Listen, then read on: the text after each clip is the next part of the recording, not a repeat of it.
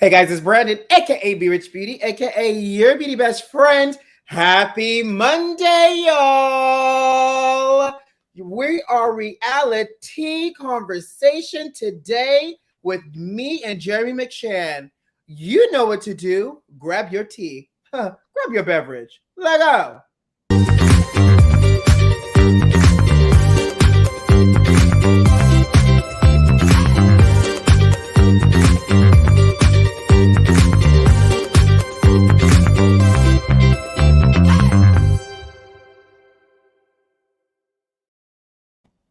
Jeremy.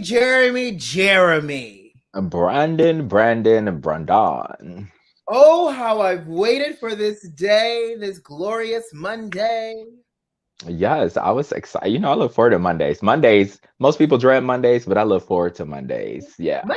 Mondays are litty in the They, city because we get a chance to yes. do this at the end of the day. Yes. After y'all hard day at work, you come on your drive home or your commute from your other bedroom to the living room Okay, on the corner and of the listen to kitchen and us. living room. Okay. Exactly. Jeremy, how you doing out there, sugar? I am well. I am great. I am doing good. Jeremy, what you sipping on? I am drinking on, strength.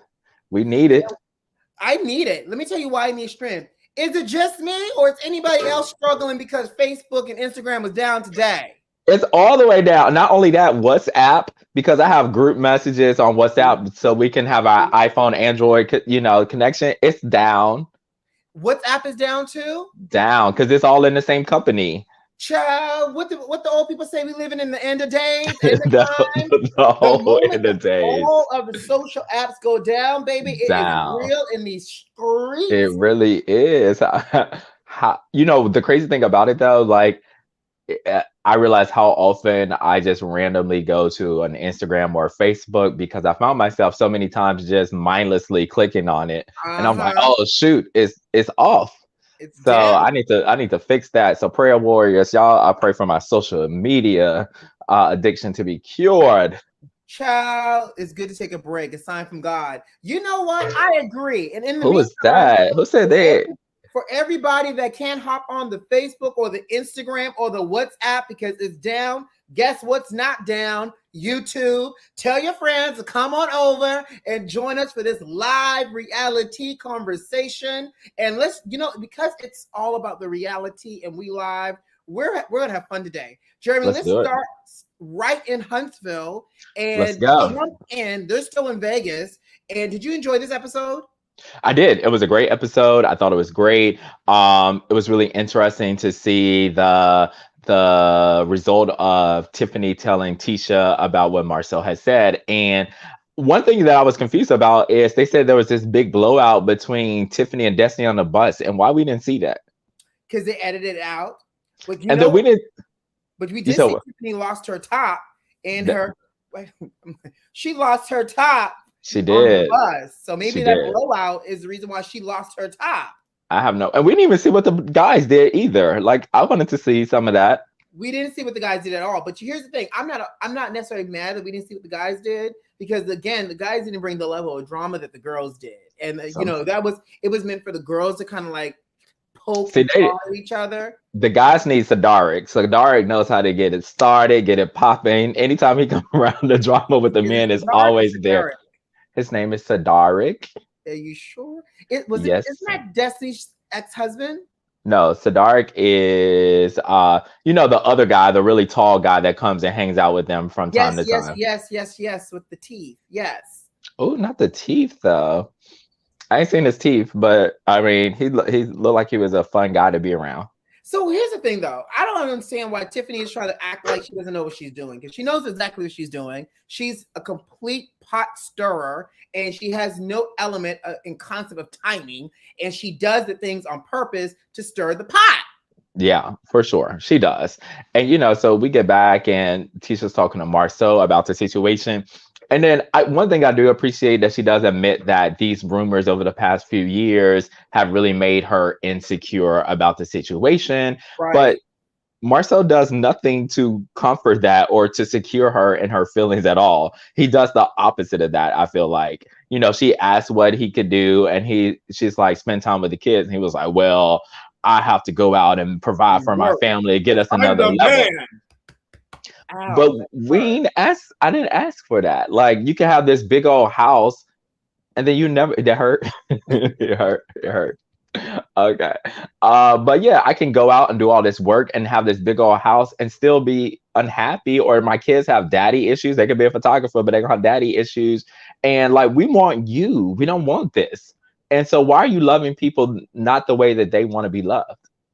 So is it that he's not loving them the way that they want to be loved, or is it that he's incapable of loving them? Let's go real Iyanla Van Zant all of a sudden. Is it Okay. that I he's need some incapable strength to of go there. loving because he doesn't know what that love should look like, because maybe he didn't get the love and doesn't know how to give it back? Or is it that he chooses not to do it? Here's also the thing. A huge piece of me, and I feel like I saw it this episode, there's a piece of Marceau that's so stubborn that when he's being told to do something, Yes. he takes his feet and to say no just in spite of.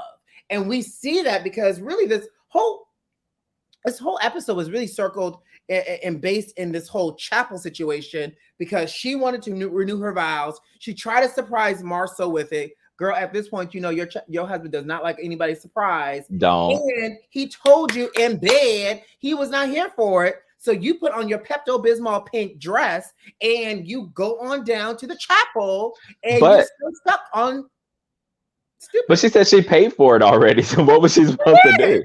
She did. So listen, if I pay for it, whether you said, I would have never asked you. I'm a beg for forgiveness and ask for permission kind of guy anyways. But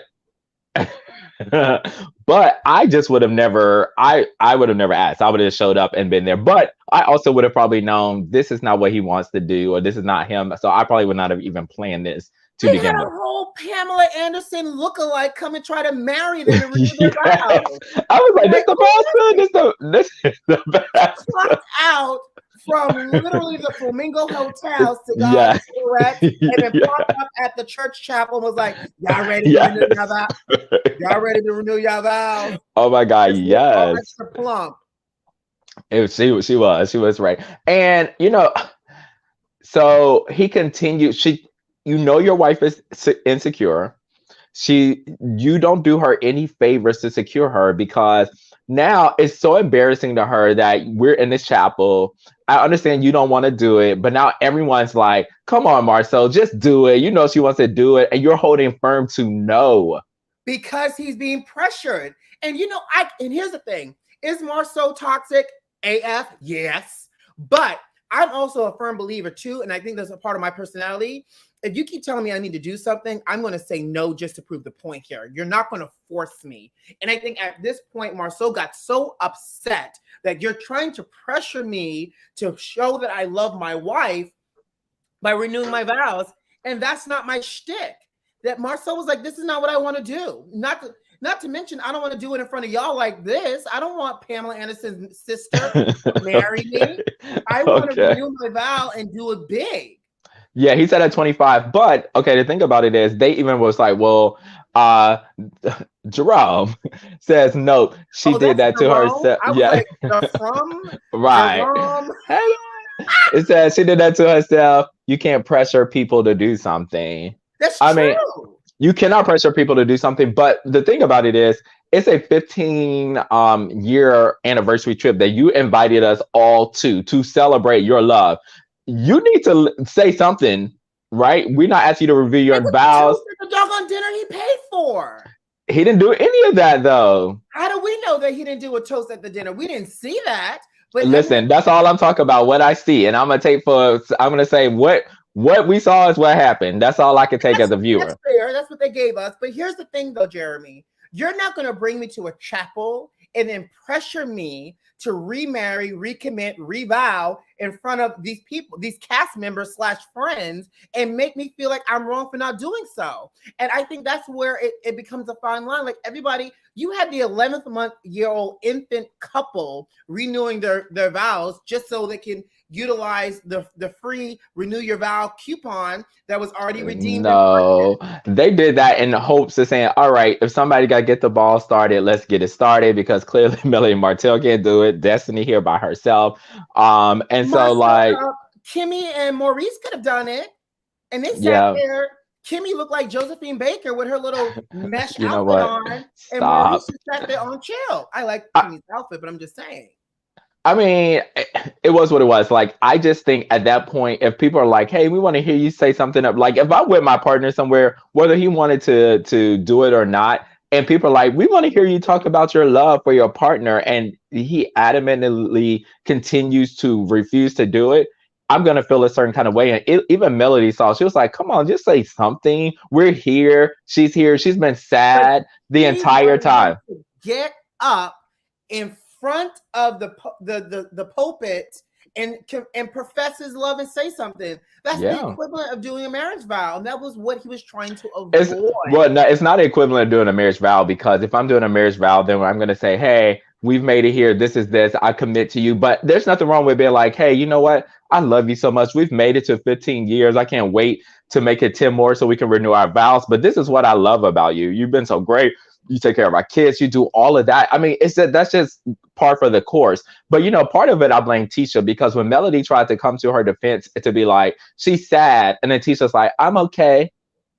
So and you see, okay, all right. So do you think Tisha was okay, or she was just putting on? No, she was not okay. But this is a symptom of why she's in this situation in her relationship, because she does not speak up for herself. She does not say what she needs and wants from him. And when you're clearly not okay, you say that you're okay.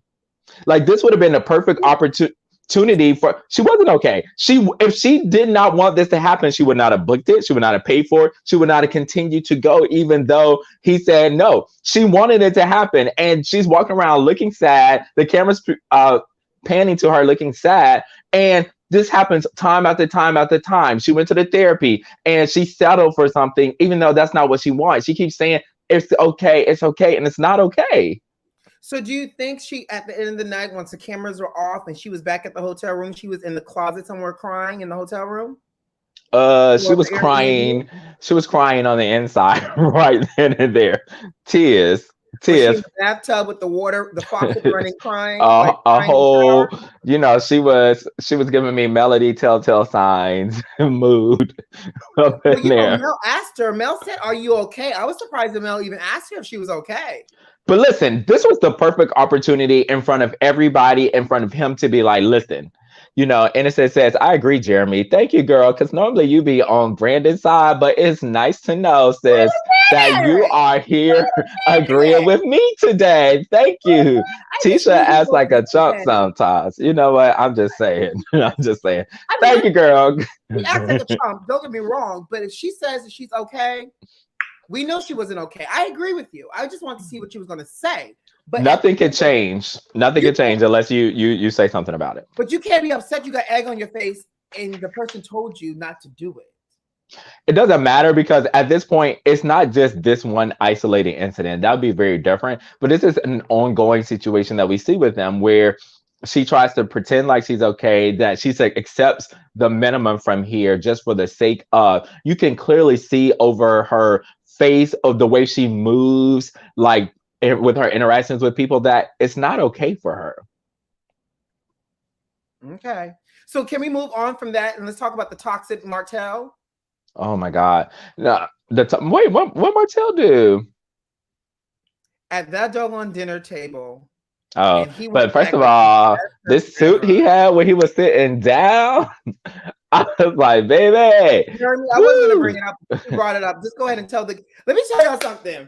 I am minding my good old business on good old Saturday. Yes.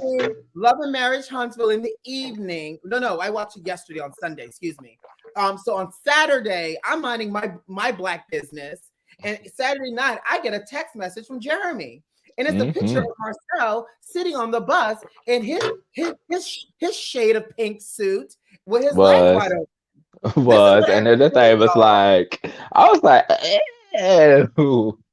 I was like, hey, how you doing over there? Y'all remember that whole D'Angelo "How Does It Feel" video, and everybody got to the TV screen because they were trying to see what was below there? Yeah, so I hit Jeremy, my head. I hit my head on the TV. I forgot. I forgot it was a TV. I hit my head. I was like, "Oh shoot, I'm sorry." Jeremy was like, "Can I just make this bigger?" Okay, I was. I was like, "Yes, yes," and it said delicious. But I had posted this on her Facebook, and people comment. Some people don't watch the show. They're like, "Who is person?" And he looks fine. I'm like, he is, but he is crazy as all get out. So, Well, girls, he stay is away. toxic. And let me tell you something. The camera, they said the camera adds 10 pounds, Jeremy. So while you was over there staring extra hard, Honey, the even you take 10 pounds, you can take, I may need them to take 10 pounds away. So they'll be really be cooking with grease. But yes. But my what friend. about him at the dinner? Why does Martell continuously think that he was the perfect model of a husband? Because if he was I the don't perfect model of understand. a husband, he wouldn't be divorced. Yeah. His comment was not called for, but also, it started off with Melody's comment. Oh, And I like J. exactly. Rom. I like Oh. J. Rom. Why so many people always chase after people based off their looks instead of how they treat folks? Right. Amen. How much Oh, longer y'all listen. Amen to that. you Amen. see Mel stuck around just a tidbit longer because she ended up pregnant with that last baby. Even after Yeah. the relationship was on the rocks, honey. Yeah. So Martell I was think she thought he was gonna stay because he got another baby and that was gonna make him to stay and finally leave. But but they were nope, already on the rocks. Yet they obviously were. the actions that they did to create the baby had a lot to do with probably the chemistry, the history, and the looks, and whatever that 10-pound was that we saw on the screen that Jeremy Okay. McShann sent me a screenshot of. Oh yeah. But see, if Melody never would have been like, well, this is so sad because we won't be doing this for the Holtz. And I was like, and that set him off. Like they both could have just kept quiet. They like she didn't have to say that. And then he jumped in with like, well, this ain't gonna be the Holtz, like it Well, she just said neither one Holtz of them as come. a pair. They were a pair, Jeremy. But she don't have to say that because it's clear, it's evident. We all know this. It's not like you're bringing some awareness of something and something that's a touchy subject as well too, right? That's going to make people feel a certain kind of way. Why even say that? Speaking of touchy, I think we also saw a very raw moment with Marceau. He brought up depression. He And, did. like I think Mel brought it up about, is it about being unhappy or trying to stay alive? And I think that triggered something. And so really quickly, I thought it was quite interesting because, in the Black community, I think depression and those type of like darker subjects is not spoken about. And it is very much taboo. And it's like, well, pick up your Bible or pray. We don't go to therapy. We seek counsel in the Lord. Yeah. So, I thought that was quite interesting that Marceau actually, and whether he did it intentionally or just, through the course of them filming and them drinking all the cocktails, revealed that he struggled, with a low level of depression. And Well, maybe that's so why it affects his relationship the way it does. I of don't course, it impacts his relationship. And I saw this thing today was just like, yes, your first call could be the Lord, but your second call needs to be to your therapist. And I'm like, yes, it can't just stop there. Faith without works is dead. So have the faith and go do the work and let God do the You rest. better And recite some so, Bible scriptures today. I heard you. listen, Come on. um, Fine but now. hallelujah. But but the thing about it is, I think Marcel revealing that he was depressed, he said that, happiness is secondary to the commitment in a relationship. And I'm just like, oh, maybe that's the situation you're in. He was just like, I was depressed most of last year. And I think he was just kind of saying it matter of factly, like it don't matter if you're depressed. Right. Not like he was revealing, oh, I'm depressed and I need to get help with it. He was like, it is what it is. And the whole time he's talking about this, my heart is just breaking and breaking. Like, sir, you are the person that say you don't need to go to therapy, and you talking like this, and you're the head of somebody's household. You think you're the leader of somebody's household. Y'all got 3, 4 kids. What do you think that you leading them to? Dysfunction. So But they'll be financially secure. That's all right, he concerned you'll be about. a photographer, absolutely. So I appreciate that, but in the interest of time, I want to just kind of like pop on over to your backyard real quick. Yes, the Um, housewives of Potomac. last night was juicy, child. It Um, was a little juicy. where you want to start? Let's start with Giselle and these text messages that she sends to Wendy. And so she's just like sends a group chat text message saying that she can't come because she didn't feel uncomfortable, basically attacking Wendy. And even her hairdresser Cal was just like, wait a minute, you just press send to that? And you send it to the whole group? Like he even knew that was okay. And she was like, yes. And then Robin's like, well, I just don't feel comfortable around her. It's that like whistleblow thing, like she's dangerous. I don't feel comfortable. Kind of the same thing they did to Monique. They didn't feel comfortable around her. Right. Now, here's the thing. I can understand Giselle's text message No, because not in a group. Not in a group. Nope. Wait. Can I finish? You can. Thank you so much. You're love. Welcome, love. Thank you, beloved. I say that because she said, and you could bring your luggage. Then looked at Robin and was like, you could just basically come. She never extended an invitation to Juan if it's supposed to be a couple's trip. And her pettiness with Giselle, even though it was warranted, said, well, I guess you'll bring your luggage. She said it more than once. So you're because she's adding a. I'm sorry. I gotta work on this. I gotta work on it. I gotta let people finish. When I be passionate, I'm working on it. God, it. Please be patient with me. God is not through with me yet. I'm done. Go ahead. Well, I mean, Wendy was sitting at a whole event with them attacking her. So, like, what? No, it's crazy. I'm not disagreeing with you at all, but I'm just saying she y'all know Giselle not having a man and her man living in her phone is a sore spot. So because Giselle internalized and Giselle was like, I don't feel welcome. That's her issue. Now, well, you would feel welcome if you stop being ugly, mean, nasty, and shady to you. The key to your good looks is not standing in the shade, sis. The key to your good looks is for you uplifting people and being nice to people. This is crazy. Good look. I mean, she's pretty. I mean, she is pretty, yes, absolutely. But she needs to be nice to people. She's pretty basic. So with that being said, though, like she did not extend. Juan has never done anything to Wendy. She could have at least extended the invitation to Juan and Robin. Now we know because Robin was mean to her. But it's a couple's trip. No, well, that's what she said. You can come. Like if you're gonna come, obviously he's welcome. But everybody also knows that Juan is not coming. Like Juan is one of those guys. Like he ain't coming. If you don't gotta be there, he's not coming. Juan shows up absolutely what's necessary. If it what's necessary. Absolutely, I get it. However, I would not have come either. Now Giselle should not have put it in the text message, and we see for next week's episode that they do show up. But it was messed up. Now the thing was, the little place was cute. I kind of want to jump into the mess of it all. The place was cute. Gordon and Mia show up, the first to show up, and Gordon and Mia and Wendy and Eddie start doing shots. Yes, GVO. They did not eat. Gordon did not eat. That was lit. Gordon was litty, cringy in the city.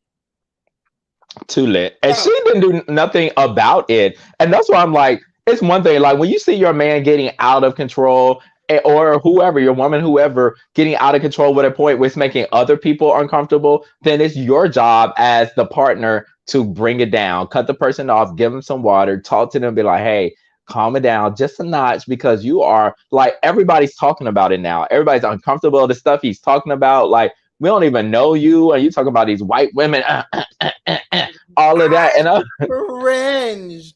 cringed when he did that. Yeah, it was too much for me. So yeah. Now, not only did Wendy do anything at all, Gordon also cursed her the heck out. He told her to He shut the did. heck up. He did, but he didn't mean it in the I way know, where, I know, like, I know, I know. yeah, but the women took it and ran with it, though. They definitely did. That's why Mia kind of shoved it off. She was just like, Probably okay, did. it was in poor taste. Yes. Was he really telling me to shut up? He was drunk. He was excited to show her this thing. He wanted to show off a little bit in front of the cameras, all of that. Like, she got a G-Wagon out of it. So good. Candace and Chris show up. And that's when things just kind of go awry a little bit there. So here's the thing about Candace and Chris. I like Chris, by the way. I like Chris too. And I Keyword. want to continuously and consistently like Candace, but she makes it very hard. Does. After I started off this season feeling like I got a new Candace. But listen, leopard don't change its spots. And here she is. She's back. She's back to where we were last season. Old And tricks plus a few new ones. oh yeah, The for sure. name 100%. calling, the big feet, the come get you, the where's the pimp? Get your hoe. Like these are the things. And then she's so good to say, get your hand out my face, get your hand out my face. But then she starts putting her hand in people's face as well.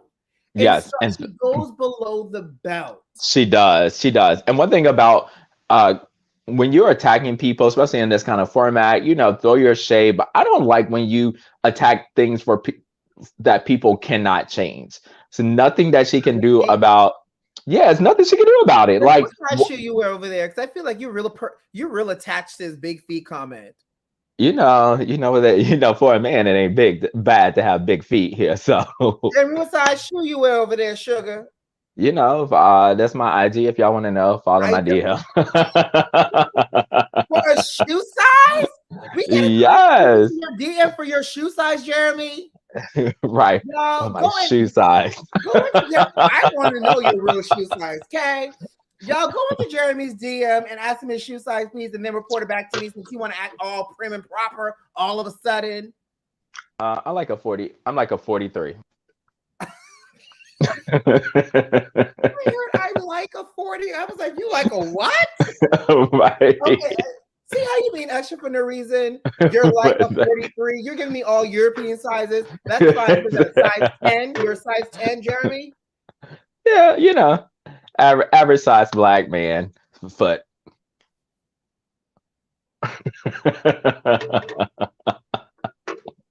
Well, so okay. I think I want to quit today. Keep going. Okay. Well, guys, this is Jay Rich, your beautiful best friend. And I'm happy that we are on our platform today. Oh my God. So, oh my God. I cannot with you. I'm trying to have GVO. That red wine just almost did this. You almost got a purple Listen, shower. I'm trying to have GVO with you today. GVO. Me too. And so, the mom situation, they never really even got into it. So, Innocent Spectre says, Candace is still mad about Mia for asking Chris. But see, this is what agree about asking Chris, does Chris get paid? I don't understand why Candace is only mad at Mia when all those other women did the same. Giselle did it. Robin did it. Karen indirectly did it, so I can understand her not really being mad. Specifically asked Dorothy for that. Dorothy, the other girls kind of sat around and like fed into the commentary as Dorothy was facilitating, but Mia specifically cut the BS and went straight for the line, right? So she's upset because she was straight no chaser, and she doesn't know about everything else. It'll be interesting to see once we get to the reunion, and she's upset when she watches the playbacks of everything. I mean, she's seen it already because the show's aired, but still, like, Mia was wrong. Mia should have owned it and said, you know what, you might be right. That might not have been the best timing, but you don't sit here, and I can understand Candace because, I'm an artist and I'm sensitive about my ish. You're not going to sit here and talk about my craft and call it low budget. And I think but even more because she's an independent artist. So everything is coming out of her pocket. You're not going to sit here and call my stuff low budget. Now, is Candace right for calling her mama low budget? No, because we know Mia's mama is recovering whatever. Mia has issues with her mother. She can't even get her mama to babysit for her. Right, she's doing it this weekend. But the thing about it is I do understand some of Mia's frustration is you invited me to volunteer my time to help you do something, right? That's going to be financially beneficial for you. And because we are on this big platform, us being in this video is only going to elevate the status of your video. I get there, there's nobody to greet me. I'm in some random parking lot. I don't even know what to do. You're nowhere to be found. Chris is nowhere to be found. There's nobody here. I'm just here. So it does leave you a little bit like, what the heck? Who's in charge? Right. And who's in charge of the girls? Here's the thing. Here's my question for y'all. Is, as a CEO of multiple businesses, is that the equivalent of, I have multiple degrees? That was the thing last season. Yeah, no, it definitely is I have multiple degrees. Yeah, I mean, it doesn't really matter. Because ultimately we're here on the same platform. So it don't matter if you have a million businesses, like we still here on the same thing. So your CEO and my housewife status landed us in the same place. So what's that say about your CEOism? In fact, you might be a CEO, honey, but you showed up for the same paycheck like I did. In fact, you're probably getting paid a little bit less because this is your first season and this is my next amount of season. So you're the CEO, but you're also probably the one of the lowest paid housewives right now. Facts. And I mean, the thing about Candace is I really want her to find this out because, like, Mia did allude to in a preview for next week. Like, I do hope, like, my mom doesn't relapse because of these comments that you're making and throwing, just like naively just throwing them out there. And can I ask a question? Yeah, for sure. Her mother has been sober, and I'm asking a real question, y'all. Yeah, for sure. Her mother has been sober for 10 years. Yep.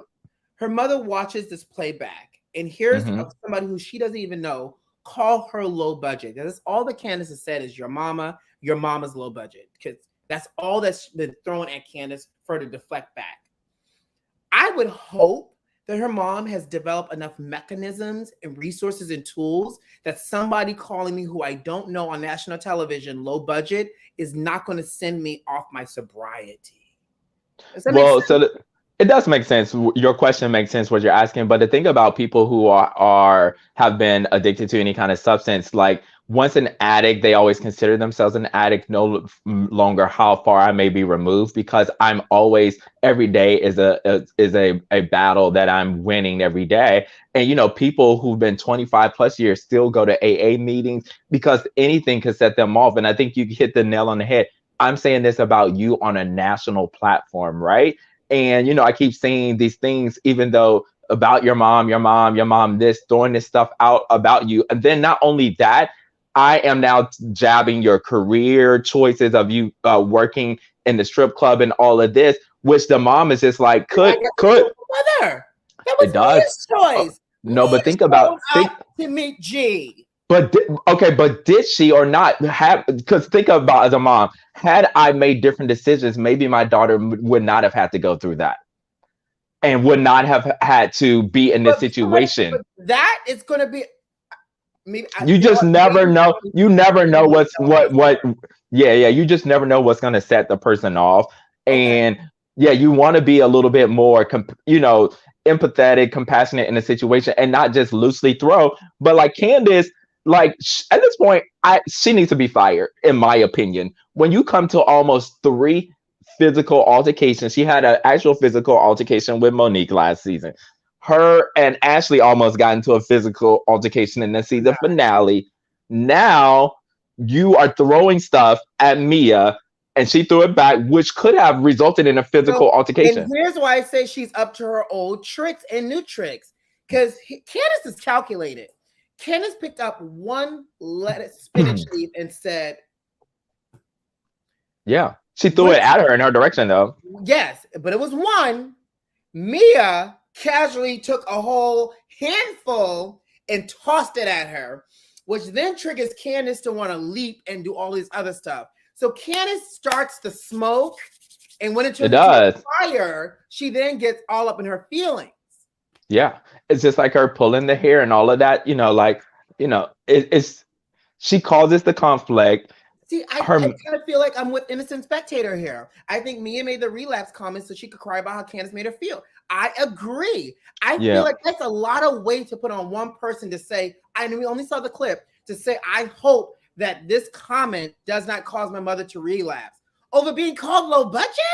I mean, I do think that if, like, not saying that you guys do or do not know anybody, but I think when you know people that have experienced these addictions and Fair. the struggle they go through on a daily basis, it does play an impact. Okay. All right. So we shall see. I got so just worked up. Sorry, All sugar. right, yes, get that face together. Love it. I just we shall see what happens next week. With the rest of the trip, and the altercation is going to continue to like blow itself up. But Yes. I think it's a clear example of liquor and all this other stuff, and Candace being Candace. Candace is Candace. I appreciate that the men though, and I don't know if I could be as cool and calm as G is, because G didn't go outside with the rest of the guys. G sat on that couch and listened to his wife being called looking for her pimp, and he sat Yeah. there and didn't say anything, right? So Yep. I think that's quite interesting. But Candace definitely knows how to provoke. She has her PhD in provocation, child. Oh yeah, she does, and she'll even tell you that. Like, but at some point, like, it's too far. Like, her mouth is a very powerful weapon, and it It's a strikes very chords with fine. people in a way that evokes so much emotion, and it's dangerous, right? And she's using it very dangerously. Well, they say sticks and stones may break my words, but sticks and stones may break my bones, but words will never hurt me. We all know that is not always the case.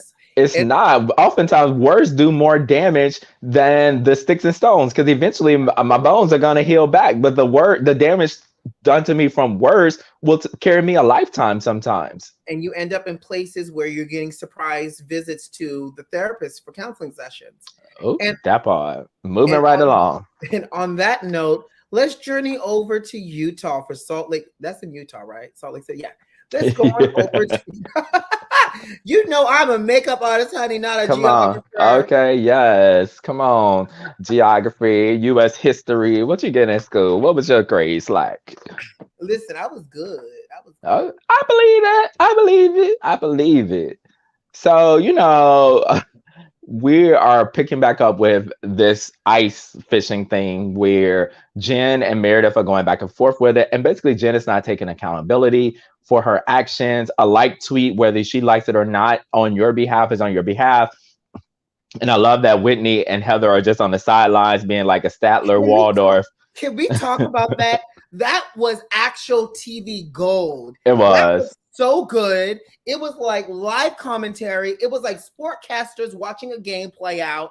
And yes, you literally Heather and Whitney on the sidelines giving their commentary saying, good job. Oh, you better say that. I was like, that is fantastic. Yes, it was like a show within a show, the People's Couch Live watching their own show. So it was.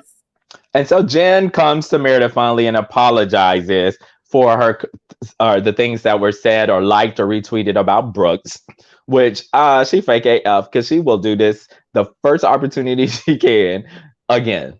So my issue with Jen is two things. One, if you know you have a team running your things, then out the gate, don't be defensive. Say, you know what?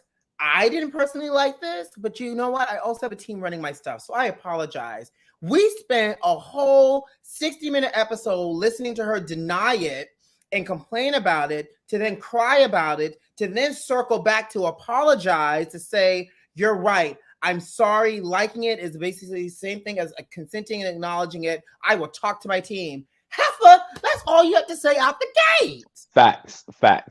Agreed. And I don't know. I don't think this is going to be resolved at all. And then, we do get an introduction to what Mel says. Hello, they were good. They were. So Mel Taylor, I believe, is my mommy, mommy Mel. I need Mama. you to update your last name, Sugar, because Oh, that's right. She just got married, right? she's been married, but I think that's mommy Mel. So hey, mommy. Okay. Anyways, I agree. Like, Gonna be on my best behavior now, y'all. Okay, hold on. whatever, Jeremy. But that's my thing. Jen is toxic. She refuses to acknowledge her relationship, but then will then circle back around and then want to apologize. Like, ma'am, just say you don't manage it. It's okay. Yeah. Most celebrities don't, but don't sit here in my face to try to deny, and then circle back around and be like, sorry, I'll own it. And that is Right. that's the pattern that we have with Jen. You're absolutely right. And it's the same broken record song with Mary. She did the same thing with Mary. Like, you know, you You think saw she that, makes up, right? and then the meme with the Mary, like how it started versus how it's going. I mean, it's just like literally Heather, same thing. Meredith, same thing. Mary, same thing. Like, sis, you don't get tired of us keep coming to you about the same thing? Because at this point, and while you're denying it, you just need to go ahead and fire them, okay? Because Jen is awful as a friend. I agree, Instant Spectator. She's an awful friend. But And I don't understand why they continue to like want to be her friend and coddle her and do all of this and allow this foolishness. I don't know why Lisa, because Heather do it too. Heather do it too. Yes, ish. Yeah. Because Heather wants to be in her good graces again. But Lisa is really like trying to Captain Save this season. She like, is. For real. She must have some insider trade secrets that we don't know about. But can we But talk she about needs to I was like, she needs to sit back and watch how Jen defended or like thereof defended her in her altercation because Jen said nothing to her defense. Let's talk about it. Let's go straight to this whole Angie House's casino. So first of all, we got a new friend of the show this season, Angie, who, by the way, word on the street, according to one of my good friends, is Angie actually interviewed to be a housewife for season 1, but they end up doing because apparently Angie ended up to be interviewing to be a housewife, and Mary was supposed to be a friend of the show, but I guess I don't know what happened, but Mary ended up being the housewife, and now we're seeing Angie as a friend of the show. But what I know for sure, Jeremy McShann, grab your strength, Sugar. Oh, okay, let me get it. Sure, Jeremy McShann. What is that? It's a Monty Hunty in Salt Lake City. Oh yeah, for sure. Yes, if I wasn't, so cold natured, I'd be then popped up there too. So I'd be up on the show next season. To the Utah, honey. I don't know. Oh, in the summer, can I go in the summer? They don't. They don't. They don't like all this melanin black boy magic. No, black, gay, definitely. I'm on the list. You see that lady that they were doing that foundation for the transgender people? That's probably the real tea. Why the people can't pull it out? They was like, oh wait, what this one? Oh, we can't do that. I'm sorry. Right. That man donated $1 million. $1 million. He goes, I love this cause. We're going to commit $1 million. Who's we, sir? Is this your wife? Are you single? Like, can I get a better shot of this man? Can you tell me what tech company? They said he is a tech CEO. Which company by chance? Right, exactly. And so, this all altercation comes because Angie and Lisa are friends, but then Angie and Whitney find out that they are cousins, and now they're really close. And I do like at first I agree with Lisa because these people are cousins because of this man Shadrach that was a bodyguard for the founding person of the Mormons. That's the great. So I looked up because I was like, oh, Shadrach. All I could think about was Shadrach, Meshach, and Abednego. Yes, and the Billy Goats. The Billy Goats. I looked up Shadrach, and he was a whole bodyguard to the Mormon whole bodyguard. founder. Yes, so that is like us. He's Mormon royalty. It is, but it is like the equivalent of me saying that, oh, Adam and Eve, that's your grandparents too. We cousins, we are cousins. Same. That's if they're his great. No. Do you know how long the Mormon religion was founded? But if he's the great keep talking. I'm gonna look this up. Y'all keep talking. I'm doing live on topic research. Let's see what else are we talking about. He's their great grandfather, and that means that 2 of his grandchildren at 1830. Okay. So he was around in 1830. He was an old man, according to that picture, in 1830. That's on Adam and Eve status to me. Great. So, Adam and Eve would be like, you going doing some Da Vinci Code math, and you're like, I'm related okay. to Jesus because Jesus is my great grandfather.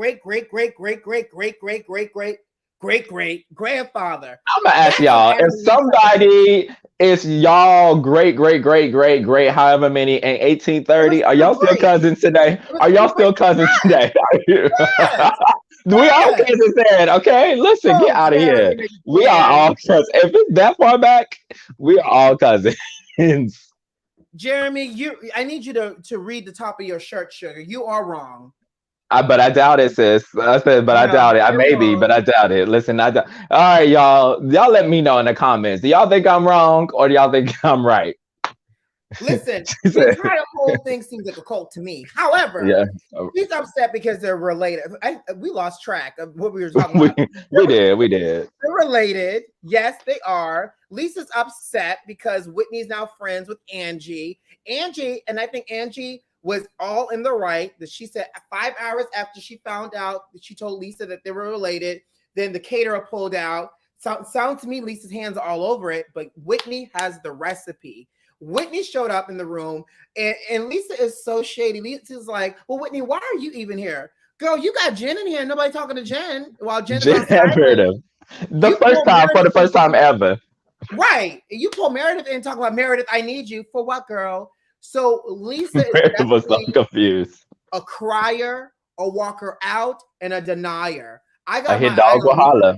A hit dog will holler. It was too much overreaction for someone accusing you. If you accuse me, I'll be like, girl, what? No, I'm sorry that happened. Like, and if I have a close relationship with them, I'm gonna call them like, yo, what's good? Why are you saying like what happened? Like, I want to rectify this for my friend. Right. But you didn't get that. So again, I agree. A hit dog will holler. Holler. So and we see that. And you know what? We talk about like Tisha not having balls and she's being a chump. And Whitney's a little bit of she's a little chumpish too, you know. Where's Why you Kenny think that? here? I think there's a little bit of a spinoff he could do. Chumpish. Why do you think Whitney's a chump though? Because Whitney, she says, why are you even in here? Whitney was like, because I heard yelling and I just want to make sure, like, nah, sis, y'all coming for her. I'm right here. She doesn't hold her own as strong as she talks in her confessionals. I just need her to take that same energy, that big Whitney energy, and bring it into the live action. Big Whitney energy. Yes. Yes. I need that big Whitney energy in the same live action interaction she has with those dominant personalities. Because when she meets a dominant personality, she kind of backs down some. Clear example, Lisa walked in, ignored her, and hugged, Jenny, I think. And she's like, but I'm standing right here in a fluorescent not see-through, but like glow in the dark outfit. Well, go say something. Right. And so when people say that, when I know that people don't like me, I go out of my way to be like, hey, because I've been in situations where somebody like tried to ignore me, and I'm like, I'm just gonna say hey and give you a hug to piss you off because I know you don't like me. So if I gave you a hug and you don't like me, absolutely. And in this friendship circle, well, we got to film together. Hi, hey girl, how are you? Yes. Oh my God, I love your outfit. Oh my God, yours too. Absolutely. Yes. This was a great weekend of shows. Great weekend of shows. I know. I'm hot. Yeah. GVO. The only thing Whitney says confidently is her name is Whitney Rose. That is so true. My name is Whitney Rose. I love Whitney. Jeremy, any final words before we depart? I just want to wish y'all a GVO week. Good vibes only. Hopefully you have a great week. Absolutely. I like that. And on that note, guys, you know what to do. Subscribe to the channel if you like this video if you like, and leave a comment. Most importantly, check the notifications and make sure they're turned on, and creep in Jeremy McShann's DM and ask him for his size shoe. Who loves you? I do. See you next time. See you next week. Bye, guys.